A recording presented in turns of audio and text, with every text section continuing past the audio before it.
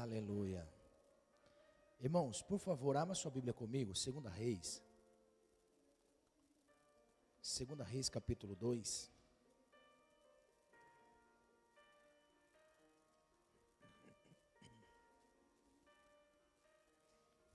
Segunda Reis 2:14. Onde está o seu Deus? Aleluia. Onde está o seu Deus? Aleluia. Esse vai ser o tema nessa noite.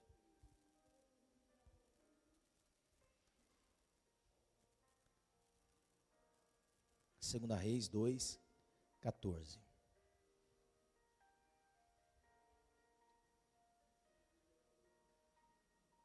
Glória a Deus. Amém? Diz assim: e tomou a capa de Elias, que lhe caíra, e feriu as águas e disse: onde está o Senhor Deus de Elias?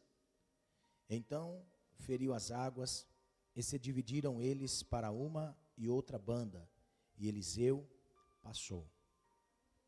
Amém? Eu quero ministrar nessa noite, onde está o Deus de Elias? Onde está o Senhor, o Deus de Elias? Talvez você já fez essa pergunta: onde está o Senhor, Deus? Talvez pessoas já disseram para você: onde está o seu Deus? Então, eu quero ministrar essa palavra nessa noite, amém? Pode sentar, irmão, por favor.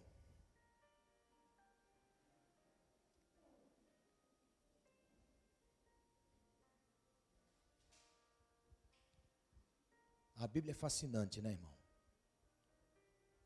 A Bíblia nós encontramos todas as coisas que precisamos para viver, de todas as coisas que nós precisamos para caminhar, está na Bíblia. Pastor, eu preciso ter uma direção de Deus na minha vida social. Vai na Bíblia. Pastor, eu preciso de uma orientação espiritual. Vai na Bíblia. Pastor, eu preciso de uma orientação a respeito daquilo que eu estou vivendo aqui. Vai na Bíblia. Pastor, eu não acredito em Deus. Vai na Bíblia. Então a Bíblia é fascinante porque ela revela a grandeza de Deus. A palavra de Deus, quando a gente fala assim, palavra de Deus, a gente não dá tanto, parece que não soa assim tão relevante para nós, porque nós estamos habituados a ter a Bíblia exposta em casa, aberta no Salmo 91, não é? Quantas vezes a gente vai na casa de pessoas e tem ali a Bíblia aberta no Salmo 91? Todas as páginas da Bíblia estão grudadas. Lembra quando a gente compra a Bíblia, vem com aquele verniz na borda assim, não é? Todas as páginas grudadas, mas o Salmo 91 está amarelo, não é? Então, tudo que nós precisamos está na Bíblia. E a palavra de Deus é fascinante porque ela é a palavra de Deus. Ela não volta atrás. Ela não mente. Ela não coloca dubiedade. A palavra de Deus é palavra de Deus. Então, quando nós olhamos para alguns textos na Bíblia, talvez fica tão distante da relação da nossa vida. Existem textos que parece que não tem nada a ver com a nossa vida, irmão. E um desses textos nós nos deparamos nessa noite. Parece que não tem nada a ver para a nossa vida. Tem coisas na Bíblia que não tem sentido para nós. Parece que é surreal, é anormal, é utopia. Mas nada na Bíblia está para mostrar para nós que nós somos incapazes de viver coisas no Senhor. A Bíblia, ela é fascinante quando nós olhamos para o final do livro de João. João, o evangelista, ele enfatizou tanto o ministério de Cristo, que ele chega no final do livro e fala assim: ó, e tem mais, eu escrevi tudo isso. E se fosse escrito todas as coisas que Jesus fez, nem em todos os livros do mundo caberia as escritas dos milagres de Jesus. Então, quando nós olhamos para isso, a gente vê que existem coisas na Bíblia que parece utopia, parece irreal, surreal. Mas quando nós olhamos na nossa vida de uma forma simples, como eles também eram simples, A única diferença entre nós e eles é que eles usavam a fé. E viviam a fé, e respiravam a fé, e andavam por fé. E é isso que falta muitas vezes para nós. Nós estamos vivendo um tempo onde tudo está ao alcance das pessoas. Tem crianças que 5 anos de idade, 4 anos de idade, já sabem mexer no celular. Ou seja, ele já descobre um mundo muito fácil, não é?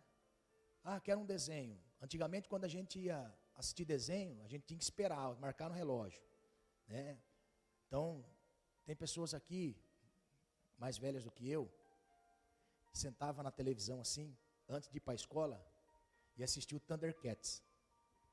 Só que para assistir o Thundercats, você não assistia em qualquer horário, você tinha que estar lá, ó, aquele horário certinho ali, porque ia passar o Thundercats. O He-Man. Quem era do tempo do Spectrum Man? Pode falar, seja sincero. Tá bem, hein? Olha só, para nós era mais difícil as coisas, mas, e hoje nós temos crianças que o mundo está assim apresentando para eles coisas muito fáceis, não é? Então, por essa facilidade da vida em todas as coisas, quem daqui nunca andou de Fiat 147? Não é?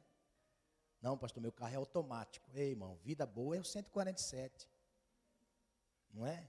Aqueles fenemezão que você tinha que procurar marcha, isso é com o Zé, né? Hoje os ônibus, os caminhões, tudo automático. Então, a facilidade, é lógico que isso aqui é só para você entender o que eu estou querendo conectar à sua mente. A facilidade nos distancia muito daquilo que é Deus. Parece que as coisas que giram no tempo de hoje, giram muito rápido.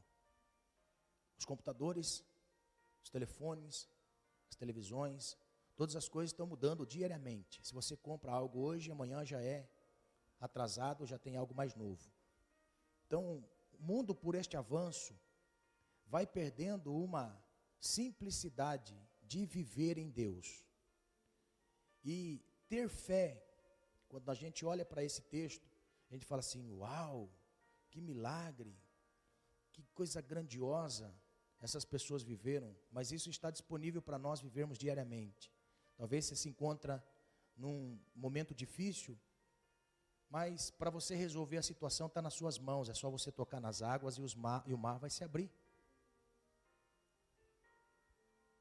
Talvez você está lutando para a salvação da sua família, é apenas você construir um ambiente em que todos estejam dentro, como a arca de Noé. Muitas pessoas que vivem nos dias de hoje, olham para esses muitos textos na Bíblia e falam assim, isso aí é coisa impossível de se viver. Não é, irmãos. É praticidade. Só precisamos ter uma mente ligada no Senhor, que Ele vai conduzir a cada um de nós.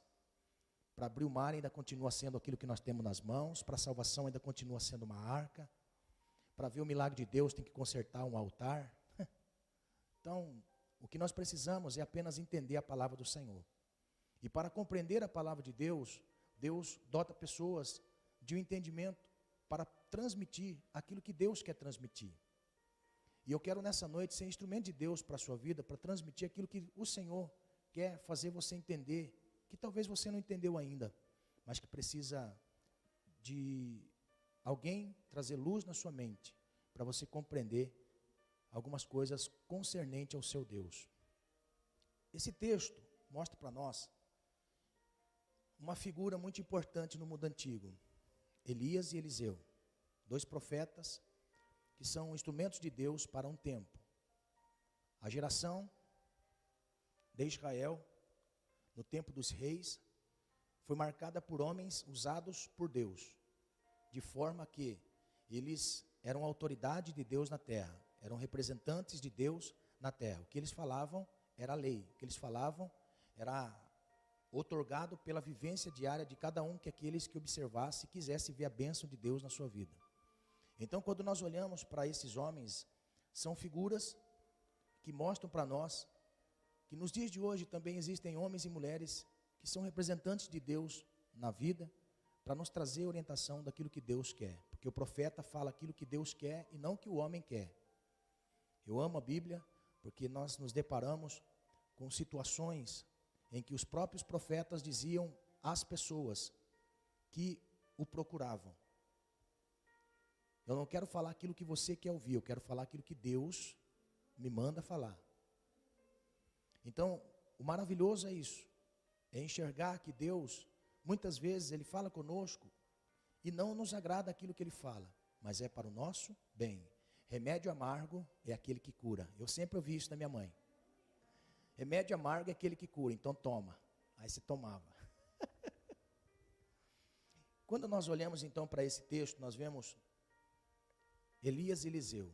Elias, o sucessor, e Eliseu, aquele que sucedeu Elias. Quando nós olhamos para a vida de Eliseu, nada aconteceu por acaso na vida deste homem. Porque alguma coisa ele fez que chamou a atenção de Deus. E eu vejo isso maravilhoso porque você pensa que ninguém está vendo você. Aí eu falo, tem alguém que está vendo você. E esse alguém não é de carne e osso, esse alguém é espírito. Ele está em todos os lugares. Os olhos do Senhor estão em todos os lugares. Nada se oculta ao olhar de Deus. E eu não sei o que Eliseu fez que chamou a atenção de Deus. No momento de crise de Elias, no momento difícil de Elias, talvez de medo, Elias se isola numa caverna e vem Deus falar com Elias. Elias todo medroso na caverna, veio Deus e disse assim: Elias, o que fazes aqui? Ah, Senhor, só eu fiquei como profeta e agora Jezabel quer me matar e eu fugi dela. Então a Bíblia diz que Deus diz para Elias: Elias, eu quero que você ainda cumpra propósitos designados nesta terra. Eu quero que você vá ungir alguns reis, eu quero que você vá ungir um profeta no seu lugar. Quem? Eliseu. Eliseu vai ser profeta no seu lugar. Então, eu não sei o que Eliseu fez que chamou a atenção de Deus. Eu não sei o que Eliseu, a maneira como Eliseu viveu, porque a Bíblia não mostra para nós. Eliseu aparece no cenário no momento em que Elias estava na caverna. Então o nome de Eliseu passa a ser o alvo de Deus na vida de Elias. Elias, você tem uma missão: ungir 2 reis e depois ungir um profeta no seu lugar. Esse profeta se chama Eliseu. Então a Bíblia diz que Elias volta pelo mesmo caminho, unge os reis, e depois a Bíblia diz que Elias vai procurar Eliseu. Eliseu estava onde? Eliseu estava trabalhando.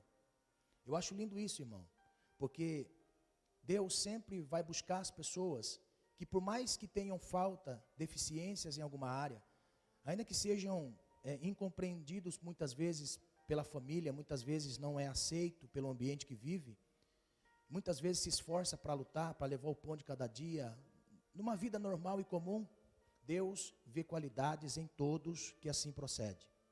Então a Bíblia diz que Elias vai em um ambiente de pasto, porque estava num pasto, e a Bíblia diz que Eliseu estava na 12ª juntas de bois, ou seja, Eliseu estava lá atrás conduzindo os bois para um outro ambiente, um outro lugar, no pasto. E quando Elias observa que Eliseu estava indo, a Bíblia diz que Elias passa a capa por sobre cima de Eliseu. Naquele momento, a Bíblia diz assim, que Elias disse a Eliseu: segue-me. Eliseu ficou tão cheio de Deus, porque quem anda com Deus sabe, pelo simbolismo, quando Deus está chamando. Amém? Quem é de Deus ouve a palavra de Deus, e quem ouve a palavra de Deus ouve o chamado de Deus. Aleluia. Então, naquele momento ali, Eliseu fala assim para Elias: Elias, deixa eu despedir dos meus pais. Quando Eliseu estava saindo, Elias fala assim: você entendeu o que eu fiz por você? Ou seja, você entendeu que neste momento agora, você vai ser o meu sucessor? Você entendeu o que eu fiz para você? Sim, eu só vou despedir de meus pais. Então a Bíblia diz que ele vai, com a responsabilidade de filho, ele vai se despedir dos pais. Só que ele não vem de mão abanando, porque quem tem um encontro com Deus não anda de mão abanando, só pedindo para Deus fazer algo. Sabia? Pega essa revelação, abre essa chave no mundo espiritual. Quem tem um encontro com o Senhor e quem se encontra com Deus, não vive de mãos abanadas, não anda de mãos abanando, sempre tem algo para ofertar e oferecer ao Senhor. Então a Bíblia mostra que quando Eliseu volta para Elias, ele volta com uma sacola cheia de carne e volta com um monte de madeira. Elias olha para ele e fala assim: o que está fazendo, menino? O que está fazendo, rapaz? Não é, profeta, é que agora eu matei um boi que estava aqui no pasto. Eu matei, por isso que eu demorei, estou tudo cheio de sangue. Eu vim aqui, eu vou fazer uma fogueira aqui, nós vamos comer carne agora. E agora vai ser um sacrifício que eu vou ofertar ao Senhor, dizendo que para essa vida eu não volto mais, porque eu sei o que o Senhor fez para mim. Então eu não quero mais voltar para a vida velha, eu quero começar uma vida nova no Senhor. Aleluia. Aleluia. Eu quero começar uma vida nova no Senhor. Aí eu aprendo que para ter sucesso na carreira com Deus, nós temos que muitas vezes destruir a carroça e matar os bois que tentam nos colocar sempre para a vida velha. É daqui para frente. Com Deus é daqui para frente. Então, entenda que o Senhor quer que você mate a carroça, mate os bois, e que você pegue a sua carroça, destrua, de forma que você não tem como mais voltar pelo mesmo caminho, voltar aquilo que era antes. Amém? Então, mate os bois e queime a carroça. Então, a Bíblia diz que agora passa Eliseu a servir ao Senhor perante Elias. Sentido espiritual de autoridade. Eliseu estava reconhecendo a autoridade de Elias. Note isso que eu vou dizer a você. Ninguém pode ser salvo se antes não olhar a autoridade de Cristo. Ninguém pode ser salvo sem olhar e reverenciar, respeitar a autoridade de Cristo. Agora, Cristo não está mais aqui. Cristo outorgou uma responsabilidade aos proclamadores do Evangelho, que eles façam discípulos. Jesus não faz mais discípulo, quem faz discípulo somos nós. Então, como uma roda, uma moinha, gira o ciclo de autoridade que vai passando de geração a geração. Estamos aqui porque recebemos de alguém a palavra de autoridade, observamos, caminhamos e respeitamos, reverenciamos Deus na vida e o ciclo vira. Passamos de discípulo a discipulador e assim vai, até nós um dia deixarmos esta vida, mas o legado da igreja permanece. Discípulo, discipulador, discípulo, discipulador, é a regra. Eu disse para os jovens no sábado, os mais velhos estão indo, a próxima geração são vocês, por isso se encha do Espírito Santo. Hoje vocês são discípulos, amanhã são discipuladores, e assim sucessivamente. Então, quando nós olhamos para isso, nós vemos que Elias passa agora todas as instruções, e eu posso crer que Elias disse para Eliseu, olha Eliseu, a revelação que eu tenho da minha partida aqui, eu pedi para Deus me matar, ele falou que não ia me matar, mas falou que ia me levar para o céu num redemoinho, então esteja atento, esteja comigo em todos os momentos, não se aparte de mim, que esteja você comigo em todos os momentos, porque quando você me vir subindo num redemoinho, a partir daquele momento a autoridade é delegada a você. Então olha só, a autoridade de Elias passaria a Eliseu, pelo fato de que ele não podia perder o foco de Elias. Os passos de Elias estavam sendo sondados por Eliseu, e ele não podia perder o foco, ele não podia sair da direção, ele tinha que estar na direção, porque esta é a palavra, quando me vir e subir, a autoridade é delegada a você. Aleluia. Então, quando nós olhamos para isso, a Bíblia mostra para nós, nesse capítulo 2, que Eliseu não se apartou de Elias. Elias acorda de manhã e fala assim, Eliseu, fique aqui, aonde? Gilgal. Fique aqui em Gilgal, porque eu vou a Betel. Então, fique aqui você. Aí ele diz assim, não, meu Senhor, eu não posso ficar aqui em Gilgal, eu tenho que ir a Betel. E a Bíblia diz que Eliseu vai com Elias a Betel. Aí Elias acorda no outro dia e fala assim, Eliseu, fica aqui em Betel, porque agora eu vou para Jericó. Ele falou assim, não, meu Senhor, longe de mim esteja eu, distante de ti, quando o meu Senhor te tomar. Eu vou também para Jericó. A Bíblia diz que Elias no dia seguinte diz assim, olha, Eliseu, eu vou para o Jordão, fique aqui em Jericó. Eliseu falou assim, não, meu Senhor, eu vou te seguir juntamente até onde está o Jordão. E a Bíblia diz que ao ir ao Jordão, aquele fenômeno acontece. O céu se abre, carros e cavaleiros de fogo. É real, irmão. Carros e cavaleiros de fogo arrebentam o céu assim, ó. Eu não sei andar de cavalo, irmão, mas vou ter que aprender, amém? No céu deve ter um aras grande demais lá. E só cavalo de fogo, irmão. A Bíblia está mostrando. Então a Bíblia mostra ali que carros e cavaleiros de fogo estavam no céu, todos preparados. Os dois aqui embaixo, Eliseu só olha assim, meu Deus. De repente um redemoinho que vem do céu, toca a terra. Quando toca na terra, sobe. Quando sobe, leva Elias. Aleluia. Olha que cenário, irmão. Nem Hollywood faz uma cena de filme como essa. E aquele redemoinho leva Eliseu aos céus. Só que o fato de subir aos céus, Elias, ele deixa a sua capa. E a capa cai no pé de Eliseu. E caiu no pé de Eliseu. Eliseu olha aquela capa, uau, a capa de Elias. Então a Bíblia diz que Eliseu abaixa, pega a capa e depois sobe. Olha só, quer autoridade? Para ter autoridade, primeiro tem que descer. Tem que descer, para depois subir. Com Deus é assim. Então a Bíblia diz que Eliseu pega a capa, tira o pó. Falou, uau, essa é a capa do meu mestre. E a Bíblia diz que ele está diante do Jordão. E diante do Jordão, ele diz assim, Elias tocou com a capa, e a capa, tocando as águas, abriu o Jordão. Eu disse para Elias que eu queria porção dobrada, então agora eu vou fazer um teste. Ele pega a capa aí, toca no Jordão. Quando ele toca no Jordão, não aconteceu nada, irmão. Não veio vento, não tremeu a terra, não fez nada. Naquele momento ele fala assim, ué, mas parece que Deus não está comigo? Parece que Deus não está comigo? Não foi talvez essa pergunta que você já fez um dia? Parece que Deus não está comigo?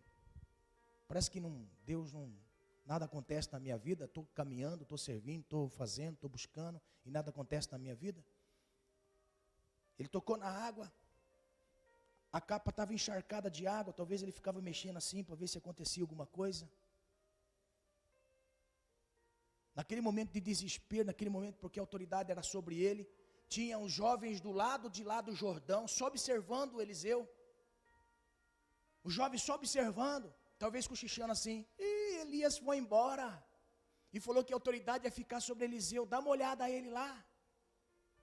Dá uma olhada a ele lá. Está diante do Jordão, já está chacoalhando a capa na água e nada aconteceu. Porque o texto mostra para nós que primeiro ele molhou a capa na água.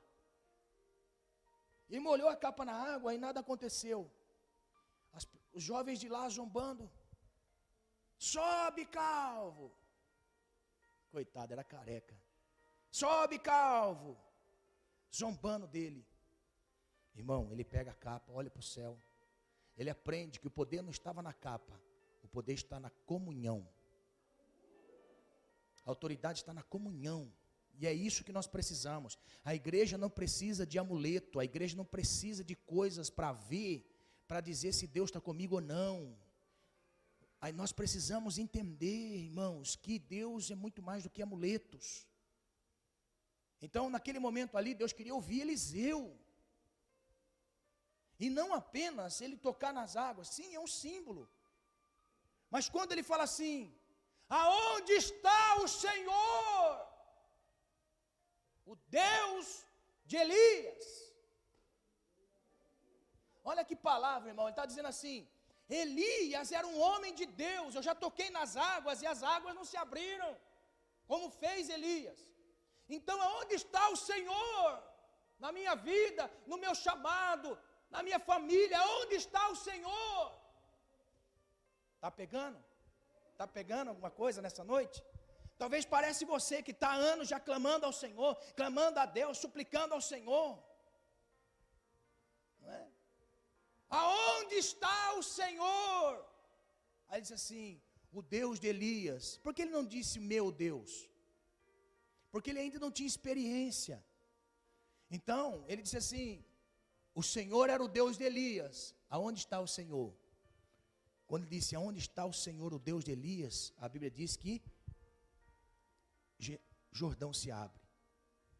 E o Jordão se abrindo, ele passa. E após passar, aqueles que estavam zombando dele, chacotando dele, ele disse assim, olha, cuidado com o urso que está vindo aí, hein? Cuidado, hein? Perna para quem tem, está vindo urso aí. A Bíblia diz que o urso veio e comeu eles. É apenas um fato histórico, está na Bíblia, mas eu quero trazer algumas realidades para nós nos dias de hoje. Quando nós vemos essa passagem, Eliseu, ele mostra para nós que todo ser humano tem uma sensação de abandono. Todo ser humano tem uma sensação de abandono. Todo ser humano. Sempre que Deus vai começar uma obra na vida de alguém, é por isso que eu aconselho as pessoas que estão começando na fé, a entender que a sensação de abandono, quando nós iniciamos na fé, ela é real. Quando nós iniciamos na fé, nós olhamos, parece tudo estranho. Parece que nós somos corpo estranho no ambiente familiar.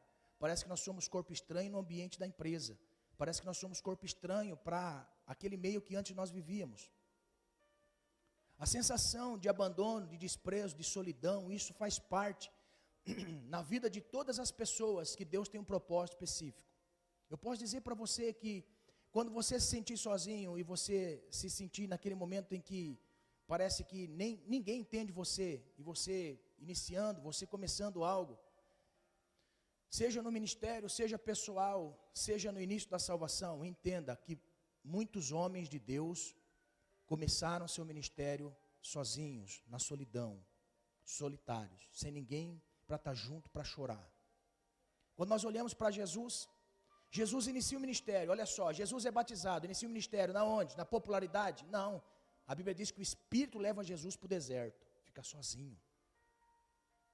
Quando nós vemos Moisés sabendo que era o libertador daquele povo que estava lá cativo no Egito, e ele agora pensou, agora Deus vai me usar para libertar esse povo. O que Deus permitiu de Moisés fazer? De tanta compaixão para com aquele povo que estava ali, a Bíblia diz que ele matou um egípcio, porque o egípcio estava batendo no hebreu. Ele tomou a dor, pegou o egípcio, matou o egípcio. Ele sai fugido. Para onde Moisés vai? Para o deserto. E a Bíblia diz que Moisés ficou 40 anos no deserto. Quanto tempo faz você estar na prova? Quanto tempo faz você estar sentindo solidão? Ah, pastor, olha, começou já esse ano inteiro aqui, já não tem problema, falta 39 anos só. Você está entendendo? Então, muitas pessoas, o que dizer de Paulo? Paulo, a Bíblia diz que Paulo teve uma revelação de Jesus, foi para a rua chamada direita, com os olhos fechados. Veio um homem diante dele, Ananias, e disse assim, olha, você está aqui porque Deus tem um propósito na sua vida, Ele mandou vir orar por você, você vai ser pregador aos gentios, Deus tem uma grande obra na sua vida. E a Bíblia diz que quando Ananias orava, os olhos de Paulo foram abertos. Agora Paulo já iniciou o ministério, Paulo já começou a ir atrás dos gentios, Paulo já iniciou assim, todo fervoroso, vai para a Arábia, fica 13 anos lá isolado. Eu poderia aqui citar muitos, irmão, mas olha só, o que deu, Davi já tinha sido ungido rei, mas o rei ainda estava no trono e ficou anos no trono. Davi como rei, Saul como um simples homem que estava ocupando um lugar que já tinha posto, Deus já tinha posto Davi no trono, ele estava ocupando apenas o trono, não era rei. A Bíblia diz que Saul perseguia Davi, aonde Davi se escondia? Davi pedia asilo em terras estranhas, como nos filisteus. Davi se isola numa caverna chamada caverna de Adulão, mesmo sendo rei. Então, o que nós precisamos entender? Você não é a única pessoa que sofre porque não entendeu ainda As pessoas não entenderam ainda o que Deus tem na sua vida. Talvez você se isola, você ora sozinho, você jejua sozinho, você faz a hora sozinho, você vive sozinho, na sua casa é sozinho. Então, em nome de Jesus, entenda que você sozinho é Deus preparando você. É Deus preparando você, irmãos. Aprenda algo que eu quero dizer nessa noite. Aprenda algo, olha só. Ninguém vai ser aceito sem antes não ser reprovado. Ninguém vai ser aceito sem antes passar pela reprovação. Primeiro vem o repulso. Primeiro vem a reprovação. As pessoas reprovam. Aí a pessoa fala assim, nossa, mas será que eu fui chamado para isso? Será que eu sou crente? Será que eu estou na presença de Deus? Ninguém quer ter conversa comigo. Ninguém quer conversar comigo. Talvez você comece a exercer algo na casa de Deus. E você fala assim, nossa, mas será que eu fui chamado para isso? Ninguém vai ser aceito sem antes primeiro não ser rejeitado. Isso é comum, é normal. Então, o que nós olhamos para a vida de Eliseu? Que Eliseu se sentia sozinho em dado momento da sua vida. Então, naquele momento que ele está diante do Jordão, ele estava sozinho. Não tinha ninguém ali, pelo contrário, tinham pessoas olhando ele, do outro lado do Jordão, chacotando da fé dele, chacotando daquilo que Deus havia dito para ele. Estava do lado de cá do Jordão, talvez chateado, porque a palavra mostra que ele primeiro tocou a capa, e nada aconteceu. Não é porque nada acontece quando nós somos chamados, irmãos, quer dizer que Deus não está conosco. Primeiro Ele chama, depois Ele dota pessoas de capacidade. Primeiro Ele chama, depois Ele revela porque chamou. E é isso que é maravilhoso em Deus. Está entendendo? Então quando Deus chama as pessoas para a salvação. Ele vai mostrar qual é o caminho da salvação, por outras pessoas. Então por você olhar a sua vida, eu posso dizer a você, por você olhar a sua vida assim, parece que nada está acontecendo. Atente para as coisas que já passou na sua vida. Atente para aquilo que Deus já revelou para você na sua vida. Porque a Bíblia mostra para nós que Eliseu, ele estava com a sensação de abandono, sensação de solidão, sensação de que ninguém estava com ele. Para termos nossas próprias experiências com Deus, Deus permite nós nos encontrarmos sozinhos. Para termos experiências com o Senhor. É por isso que muitas vezes você se encontra sozinho. Deus quer te dar experiências. Experiências. Para nós aprendermos a ser dependente de Deus e não dos homens. Se Elias estivesse junto com Eliseu naquele momento, era fácil. Elias só tocava nas águas e novamente as águas se abriam. Mas ali Deus estava revelando para Eliseu: eu quero ensinar você, meu filho, a ser dependente de mim, não de pessoas. Existem pessoas que sempre falam assim: nossa, mas ninguém me ajuda, nossa, mas ninguém olha para mim, mas tudo que eu faço ninguém reconhece. Meu irmão, em nome de Jesus, entenda, Deus está querendo mostrar para você que você tem que ter dependência de Deus e não de homens. Ah, eu queria tanto que alguém orasse por mim. Será que Deus não está querendo que você ore por alguém? Eu queria tanto ouvir alguém. Será que Deus não quer usar você para falar para alguém? Quando nós nos sentimos sozinhos, é Deus mostrando para nós: eu quero dar experiências a você, eu quero revelar que eu estou com você, e eu quero dar experiências novas para você. Então dependa de mim, não de homens. Não dependa de homens, homens falham, homens negligenciam. Quando você menos espera, alguém te trai, alguém te troca. Quando você menos espera, em nome de Jesus, entenda. O que Deus quer é revelar para você que Ele nunca vai desistir de você, que Ele vai estar sempre com você. Quando você se sentir sozinho, dependa de Deus, de Deus. Não revele a sua dependência a pessoas. Não use pessoas como chaveiro no seu bolso. Quando você precisa, você vai atrás. Em nome de Jesus, entenda. Quando você se sentir sozinho, solidão, você olha naquele momento ali, olha para você e fala assim: Senhor, eu sei que o Senhor está querendo me dar novas experiências, e eu preciso depender do Senhor. Aleluia. Amém. Ninguém vai te dar o pão se você não correr atrás do pão que o Senhor te dá. O que Jesus nos ensina? É muito comum a gente ver isso no meio de casais novos. Ah, meus pais não fizeram, meus pais não sei o quê. Aprenda o que eu vou dizer. Dependa de Deus. O pão não vem do pai com a mãe, o pão vem de Deus. O que Jesus nos ensina? Que na oração, o pão vem de Deus. O pão vem de Deus. O pão nosso de cada dia nos dá hoje, Senhor. Dependa de Deus. E você vai começar a ter novas experiências na sua vida. Se Elias estivesse ali, Elias ia falar assim: mestre, toca na água aí para a gente passar para o lado de lá. Agora não. Agora o negócio é comigo. O que Deus disse para Moisés? Deus olhando aquele momento de pré-conquista, Josué com medo. Deus chega para Josué e fala assim: Josué, meu servo Moisés é morto, acabou. Agora é com você o negócio. Está entendendo? É muito bom nós falarmos da igreja, não é? Para aquelas pessoas que falam da igreja primitiva, a igreja primitiva, a igreja primitiva, eu tenho uma boa notícia para você. Todos da igreja primitiva já morreu. A igreja de agora somos nós. Na igreja de hoje nós precisamos ter as Dorcas. As Dorcas são aquelas que fazem roupinhas para dar para os necessitados. Está entendendo? Hoje nós precisamos ter homens como aquele centurião. O centurião já morreu, mas o legado dele não. Deus pode levantar centuriões. O que são os centuriões hoje, para nós entendermos? São aquelas pessoas que favorecem o reino de Deus na terra. O que disse um fariseu diante de Jesus? Mestre, olha só, este homem aqui, ele é um centurião romano, mas este homem aqui tem um coração tão grande que não cabe no peito dele. Por quê? Porque ele ajuda o reino do Senhor na terra. Ele ajuda aqui a nossa fé, a nossa comunidade. Ele ajuda, ele colabora com a nossa comunidade. Ajuda a construir sinagogas, ajuda a construir lugares para nós nos reunirmos. Entra na casa dele, o empregado dele está doente, entra lá.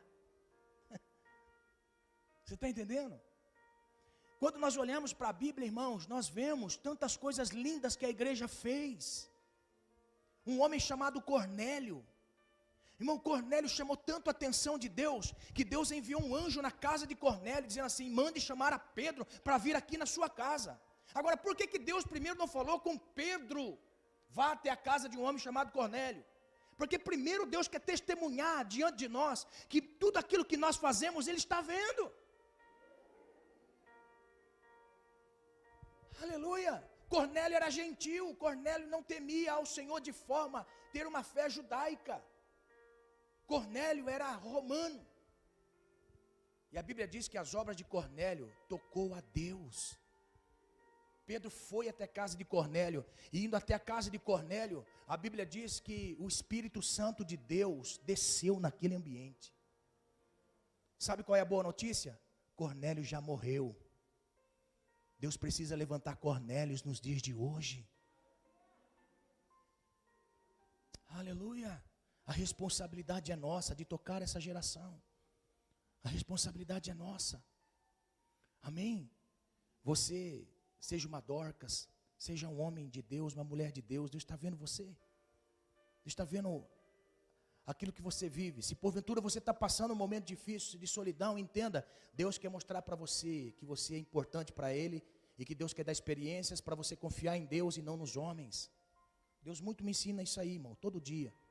Confie em mim, meu filho, confie em mim. Não confie em homem não, confie em mim. Ame os homens, mas confie só em mim. Aqui está o segredo, amém? Não confunda essas duas coisas que parecem ser iguais. Confiar não é sinônimo de amor. E amor não é sinônimo de confiar, de confiança. Não é porque você ama alguém que você vai confiar nessa pessoa. Aprenda, porque talvez ela não pode ter um amor recíproco para você. Ela só precisa de 30 moedas de prata para te vender. Pegou? Pegou? Agora olha só, quando você descobrir que essa pessoa te vendeu por 30 moedas de prata, limpa o seu coração, não deixa esse mal tomar conta do seu coração não. Se essa pessoa não te ama, continue amando ela. Mas confie só em Deus. Amém? O que nós aprendemos com Eliseu? que Eliseu, ele precisava olhar para Elias e ver que Elias foi o seu antecessor, e que tudo que Elias viveu, como ele disse que queria porção dobrada do Senhor, ele precisava entender, primeiro Elias fez, depois ele passa a fazer. O que demonstra a nós isso? Demonstra que aqueles que vieram antes de nós, já fizeram coisas grandiosas também, e que agora somos nós, que vamos fazer aquilo que eles fizeram. O que eles fizeram, pastor? Nem de tantas inovações, de tantas coisas novas, mas se você olhar francamente e friamente, nós simplesmente estamos fazendo o que os nossos irmãos de 100 anos atrás fizeram: pregar o Evangelho, viver o Evangelho.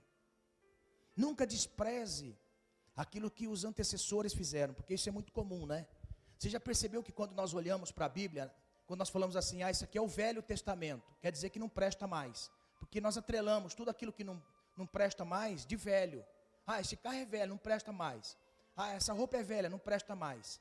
Então nós atrelamos tudo aquilo que é velho, não presta mais. Mas espera aí, quando nós olhamos para a Bíblia, o velho apenas aponta para o novo. Tudo que é o velho aponta para o novo. O velho é sombra do novo. Está entendendo? Não, mas hoje nós estamos na graça. Sim, nós estamos na graça, mas nós não podemos viver sem graça. Porque uma pessoa que vive sem graça, estando na graça, é sem graça. É sonso. Vive uma vida sem limite, sem coerência, sem realidade. E tudo que não tem limite é libertinagem. Então olha só, não é porque é velho que nós precisamos desprezar. Não, é velho porque aponta para o novo. E o que nós estamos vivendo é algo que alguém já viveu. Então Eliseu está mostrando para nós, naquele momento em onde ele estava, assim como Elias fez, eu vou fazer também. Não é algo novo, é algo que apenas eu estou copiando dos meus antepassados.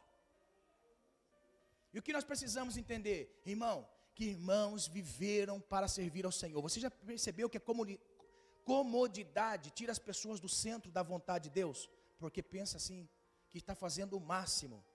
Estou indo para a igreja, estou indo agora servindo, estou trabalhando no reino. Não estou fazendo nada, irmão. Nada. Nós estamos mais frio do que esse piso aqui no dia do inverno. Sabia?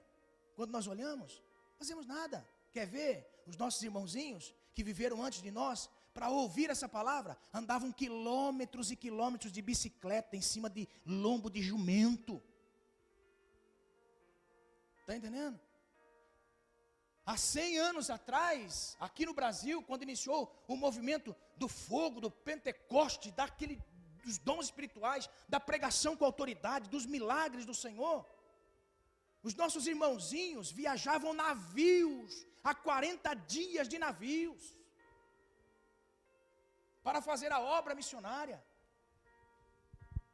Os nossos irmãos aqui na selva, com medo dos animais, eles atravessavam lugares, irmãos, terríveis, para estar num ambiente apenas pegando a violinha, o sanfone, tocando ali, adorando ao Senhor, participando de ceia como nós participamos.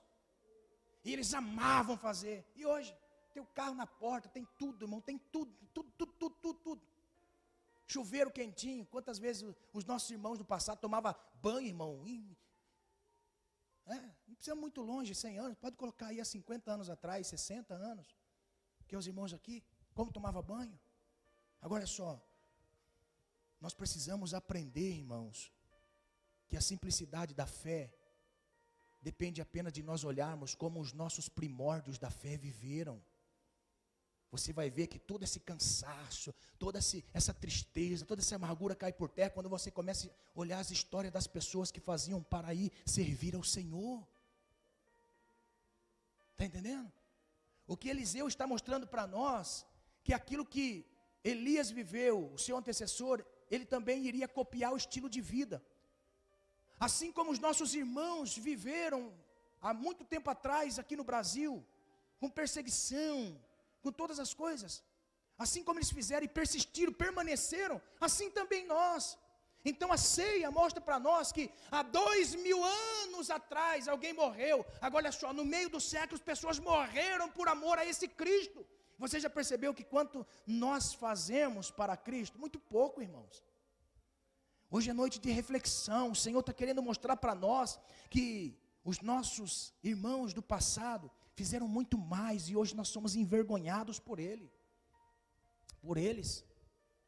É lógico que de uma maneira para nós entendermos que servir ao Senhor sempre vai ser nós analisarmos vidas de pessoas lá atrás. Por isso que eu digo, a comodidade, irmão, tirou a fé de muitas pessoas. Deus continua sendo o mesmo. Deus quer operar grandes sinais. Deus continua sendo o mesmo. Quem mudou somos nós. Somos nós que mudamos. Somos nós que mudamos. E isso precisa ser confrontado nos dias de hoje pela liderança, por todas as lideranças que anunciam a este evangelho de salvação. Nós precisamos ser confrontados a ser melhores, amantes do Senhor, que ame verdadeiramente ao Senhor. Que por conta de um comodismo, de algo mais cômodo, nós muitas vezes deixamos de lado aquilo que pessoas pagaram um preço tremendo para viver. Nós precisamos ser tocados para que a mesma manifestação de Deus aconteça nos dias de hoje. Amém? Nós precisamos ser confrontados. Eu estou sendo confrontado nesta noite com esta realidade da palavra. Nós precisamos ser confrontados. Aleluia. O que é um confronto, pastor? Quando você olha assim, confronto é briga. Tem muitas pessoas que analisam confronto como se fosse uma briga. Então olha só, você já percebeu que uma pessoa não pode hoje falar nada para uma outra pessoa no trabalho, que essas pessoas se ofendem e quer abandonar o trabalho por causa daquilo que ouviu do chefe, do patrão, do dono? Você já percebeu? A pessoa desmotiva. Espera aí, se alguém está cobrando algo, é porque este alguém observa você e vê que você tem potencial para exercer, executar. Confronto é isso, confronto é mostrar que você tem capacidade de ser melhor do que o que você é hoje. Você tem condições de ser melhor do que aquilo que você é hoje. Por quê? Porque pessoas no passado foram melhores do que nós somos hoje. E Deus nesse confronto quer nos confrontar a ser melhor. Eliseu mostra isso para nós, com fidelidade.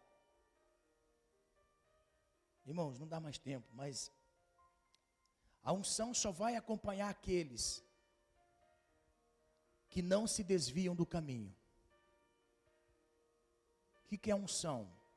Unção, muitas vezes não é a pessoa falar assim, nossa, eu estou falando língua, é isso que eu gosto. Não, mas peraí. Unção é a aprovação de Deus para aquilo que você vai exercer. Unção é uma aprovação do Senhor.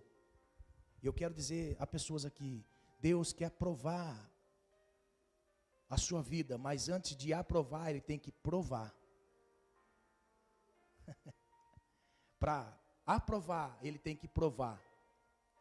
Para ser aprovado, tem que passar pelas provas. Então Eliseu mostra para nós assim, que em todos os momentos de vida que ele viveu com Elias, todos os dias, ele não se apartou de Elias, estava com Elias em todos os momentos.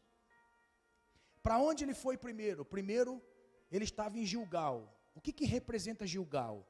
Gilgal representa o ambiente onde eles foram circuncidados. Aquele povo que saiu do Egito, aquele povo foi circuncidado em Gilgal. O que é isso? Uma aliança com o Senhor. Uma aliança. Fez uma aliança com Deus. Na época, cortando o prepúcio do órgão genital masculino. Agora, olha só. A circuncisão é uma aliança que o homem faz com Deus. Quando Elias disse assim, eu vou para Betel. Eu vou contigo. O que representa Betel? Betel representa a casa de Deus. Ambiente da casa de Deus. Habituado à casa de Deus. Está junto da casa de Deus. Quando ele sai de Betel, ele vai para Jericó. Jericó representa para nós o mover sobrenatural na vida de alguém, aprovando esta pessoa no meio das provas, aprovando no meio das provas, derrubando muralhas. E a Bíblia mostra para nós que ele vai para o Jordão. O Jordão é aquele ambiente onde eles estavam para passar e conquistar a terra prometida. Então, quando eles passassem o Jordão, é aquele momento onde nós todos vamos passar um dia, da vida para a morte, até o final. O que Eliseu ensina para nós? Primeiro, Eliseu iniciou com uma aliança com o Senhor. Esta aliança é entregando a sua vida, não tendo-a por preciosa, é viver no Senhor. Eu deixo de viver a minha vida para viver a vida do Senhor. Agora eu passo a observar o que o Senhor quer que eu observe, que eu viva, como eu seja, o meu intelecto, o meu temperamento vai ser mudado pelo Espírito Santo de Deus. É quando eu faço uma aliança com o Senhor. É quando eu começo a ser uma pessoa ativo na casa de Deus, Betel, casa de Deus, ativo. Eu sou ativo, porque Deus não colocou você simplesmente para ser mais um. Deus colocou você para ser ativo, para sua família ser ativa, para todos da sua casa serem ativos na casa de Deus. Aleluia! Aí depois tem Jericó. Jericó são as provas que você vence para ser aprovado. Você é provado para ser aprovado. Para aquele grande dia que todos nós um dia vamos passar para a eternidade. Nós vamos atravessar o Jordão. Tem até uma canção que nós cantamos nos velórios, né? Quando o Jordão passarmos unidos, veremos lá. Eu quero nessa noite, em nome de Jesus, que você tenha no seu coração de servir o Senhor para o resto da vida. Amém? Se coloque de pé. Eu não quero que você diga para o Senhor assim, se o Senhor perguntar para você, até quando você quer me servir? Até conquistar aquilo que eu tenho de sonho. Porque isso é muito comum nós vemos nos dias de hoje. Quando a pessoa recebe a bênção, abandona o Deus da bênção. Deixa o Deus da bênção. Sabe o que Deus quer ouvir de nós? Senhor, eu quero te servir até o final da minha vida. Senhor, esteja comigo até o final da minha vida. Eu renuncio a minha vida para viver a sua vida, Senhor. Esteja comigo. Eu não consigo andar sozinho. Se eu não estiver com o Senhor, eu não consigo andar sozinho. Nós precisamos de Deus na nossa vida. Nós precisamos do Senhor. Agora olha só. Você anda como uma pessoa chata? Você tem ali uma pessoa chata que murmura, que fala palavrão, que critica isso, aquilo outro. Você gosta de estar perto de uma pessoa dessa? Ai, cruz credo, pastor, cruz credo. Você gosta de andar? Não gosta. Aí uma pergunta assim, você acha que o Espírito Santo de Deus gosta de andar com uma pessoa chata? Só murmura de Deus? Só reclama de Deus? Ai, que droga de vida. Ai, que vida chata. Ai, que família chata. Ai, que roupa chata. Ai, que não sei quem chata. E Deus fala assim, você que é chato, meu filho. O Espírito Santo é uma pessoa. Por isso que o apóstolo Paulo vai dizer para nós em 2 Tessalonicenses, no capítulo 5, e não entristeçais o Espírito, do qual estáis selados para o dia da redenção. Amém? Não entristeça o Espírito Santo que está na sua vida, é Ele que está te ajudando a você viver. Saiba que você está na presença de Deus, e Deus está em você, não entristeça Ele. Não entristeça o Espírito Santo, em nome de Jesus, amém? Mas se você, nessa caminhada, manter um relacionamento com Deus, que está dentro de você, você pode perceber que você não vai precisar de nada que está pelo lado de fora, se você souber descobrir quem está do lado de dentro. Quando você descobre quem é que está aí dentro, você não precisa de nada pelo lado de fora, porque tudo que nós precisamos está dentro de nós. O Espírito de Deus está em nós. Amém? Eu quero ministrar algo na sua vida nessa noite. Talvez você estava sem sentido a vida pelo momento, ou até mesmo pela chamada do Senhor para propósitos específicos. Tem pessoas que Deus chama, e quando chama, pastor do céu, ora por mim, porque eu não sei se o inferno inteiro está aqui ou só metade dele, né?